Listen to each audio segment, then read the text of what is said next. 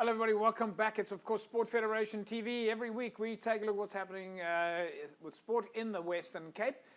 Sports activities certainly full bloom, and of course a lot of sport codes busy with their provincial championships, getting ready for their national championships. Athletes certainly back at full steam, and I think in many cases we probably would have thought that the year's just started, but well, the sports structures are very busy. We're of course going to take a look tonight at climbing. I've got some studios guests with me. We're also going to find out what's happening in the world of transplant sports. They're of course on their way to the World Championships. And very importantly, we're going to talk about the topic of safeguarding. Sylvia Bruckner is the chairperson of the Western Cape Provincial Safeguarding Commission, and we'll find out a little bit more from her during the course of the show about the recent safeguarding conference that was held, a hybrid conference that was held by the SASCOC structures. But in studio with me now, Alysaa, Meyer and Alan Hills. Alysaa, hello and welcome to Sport Federation TV. Thank you. Glad to be here. And Alan, nice to have you in studio with us. Hi, JP. Thanks. First time for both of you. Yes. Mm-hmm. Yeah. All right, so it prompted me to get you guys in the studio because it was the Western Cape Championships this past Saturday at City Rock on the Saturday, and then Block 11 on the Sunday. Have I got that right, yes. Alysaa? Just tell us quickly, what was that? Well, this was the provincial championships. Yeah. On Saturday we had lead climbing and speed climbing, and on Sunday we had bouldering. All right, so let's break that down a little bit, Alan. We were talking about this. Alysaa just mentioned lead climbing, speed climbing, and bouldering. Yeah. Just tell us the difference between those three. I think when the average fan is watching you guys climb, it all looks the same, and we're all trying to figure out the difference. Yeah, that is one of the things that a lot of non-climbers do struggle with. The speed climbing is essentially a fixed route that's standardized internationally, and the goal is to get to the top of it as quickly as humanly possible. Yeah. Lead climbing is slightly more technical. The climbs are also roped as with the speed climbing, but the goal there is to figure out or to reach the highest possible point that you can on the route that's been set. Generally, they're challenging enough that not everybody's going to reach the top of it. And bouldering is probably the most physical of the three disciplines, where it's quite a lot more athletic. The routes are a lot shorter, and there are no ropes involved. So that's the basics. All right, we've got some clips, we've got some video clips that we're going to look at just to show a bit of the background. But now, when we were there on Saturday and we looked at some of the action, your speed climbers were going up that wall at, I think, 15 seconds from the top to bottom, and if I understand, it's 17 odd meters from the ground to the top, Alysaa? Yes, so the standardized wall is 15 meters from the ground to the buzzer, and the current world record is 5 seconds. 5 seconds to climb 15 meters? Yes, climbing 5.009. Okay, so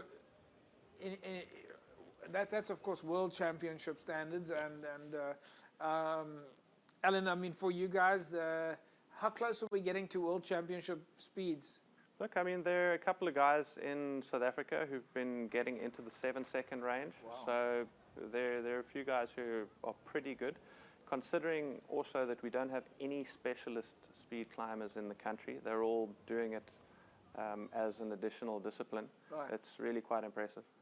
So so if we look at the time, for example, in speed climbing, 10 seconds, 15 seconds, up that wall that you've got there, from a lead perspective, and knowing that there's someone on the other side holding the rope, is there a timing on that as well, from top to bottom, or is it?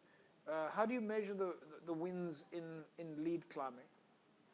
So I think Alysaa could probably answer this or correct me if I'm wrong, but there is a slight time element involved. Your progress up the wall is timed, and you do have a time limit in which you have in order to get as high as you can. But the primary way of differentiating is measuring percentage-wise the progress that you make up the set route. So if you reach the final hold, then you've climbed 100% of the route, and each hold below that will have a score assigned to it, and the climber who reaches the highest scored hold on the wall will then be the winner in that. So there's a time limit on that, Alysaa? Yes, you get 6 minutes from 6 minutes? the bottom to the top.